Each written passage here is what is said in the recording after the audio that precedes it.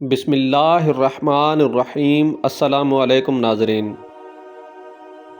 آپ صلی اللہ علیہ وآلہ وسلم نے حضرت ابوبکر صدیق اور مولا علی علیہ السلام کے ساتھ مدینہ کی طرف ہجرت کا سفر شروع کیا۔ حضرت سراقہ بن مالک، جو کہ اس وقت مسلمان نہیں ہوئے تھے، وہ اس تمام صورتحال کا مشاہدہ کر رہے تھے۔ انہوں نے آپ صلی اللہ علیہ وآلہ وسلم کا پیچھا کیا۔ ایک مقام پر جب انہوں نے آپ صلی اللہ علیہ وآلہ وسلم کو پا لیا تو آپ کو نقصان پہنچانے کی غرض سے جب وہ آپ کے قریب آیا تو اس کا گھوڑا زمین میں دھنس گیا۔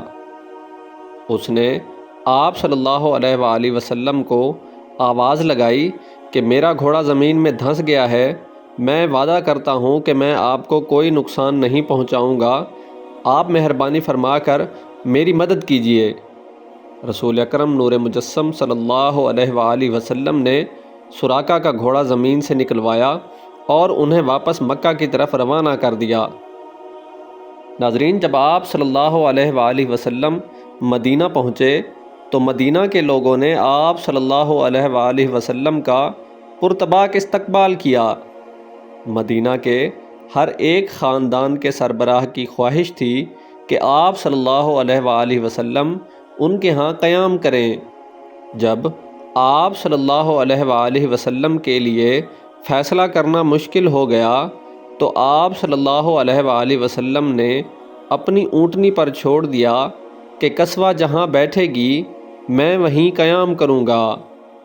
اس فیصلے سے نہ کسی کا دل دکھا اور نہ کسی نے اس فیصلے سے انکار کیا۔ چنانچہ آپ صلی اللہ علیہ وآلہ وسلم نے اپنی اونٹنی کو آزاد چھوڑ دیا۔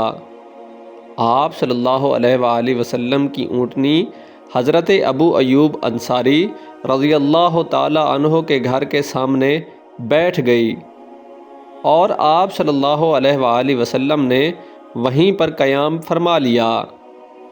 مدینہ کے اندر آپ صلی اللہ علیہ وآلہ وسلم کا یہ پہلا دن تھا اور پہلا فیصلہ تھا جو اللہ کے حکم سے کسی کو رنج پہنچائے بغیر خوش اسلوبی سے طے ہو گیا۔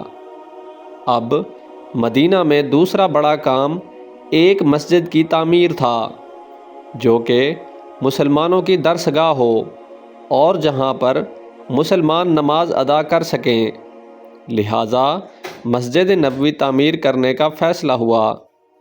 جس جگہ کا انتخاب ہوا وہ جگہ 2 یتیم بچوں کی تھی۔ ان بچوں نے مسجد کی جگہ ہدیہ کرنا چاہی، لیکن رسول کریم صلی اللہ علیہ وآلہ وسلم نے ہدیہ لینے سے انکار کر دیا۔ اس زمین کی پوری قیمت ادا فرمائی اور مسجد کی تعمیر کا کام شروع ہو گیا۔ مسجد کی تعمیر میں تمام صحابہ کرام رضوان اللہ علیہم اجمعین نے ذوق و شوق سے حصہ لیا۔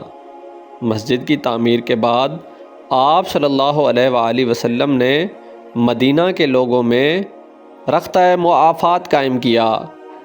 مدینہ میں رہنے والے مختلف قبائل کے لوگ جو رنگ، نسل اور ذات پات میں تقسیم تھے، ان میں رشتہ مواخات قائم ہوا تو برابری کی ایک فضا پیدا ہو گئی۔ آپ صلی اللہ علیہ وآلہ وسلم نے مدینہ میں برابری کی ایک فضا پیدا کی اور تمام مہاجرین اور انصار کو ایک دوسرے کا بھائی بھائی بنا دیا۔ اب مدینہ میں اسلام تیزی سے پھیلنے لگا اور مسلمانوں کی ایک چھوٹی سی ریاست قائم ہو گئی۔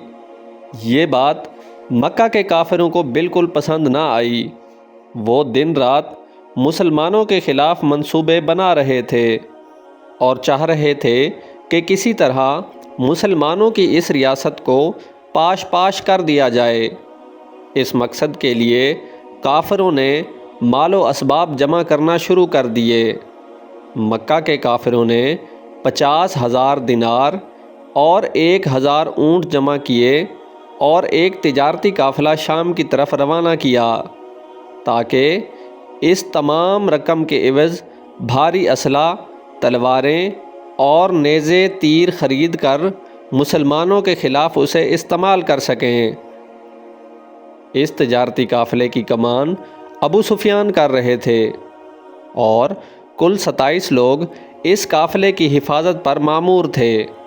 ادھر جب رسول اکرم نور مجسم صلی اللہ علیہ وآلہ وسلم کو معلوم ہوا کہ ابو سفیان مکہ سے نکل کر 50,000 دینار اور 1,000 اونٹ کے عوض جنگی ساز و سامان خریدنے جا رہا ہے، تو آپ صلی اللہ علیہ وآلہ وسلم اس قافلے کو روکنے کے لیے مدینہ سے نکل پڑے۔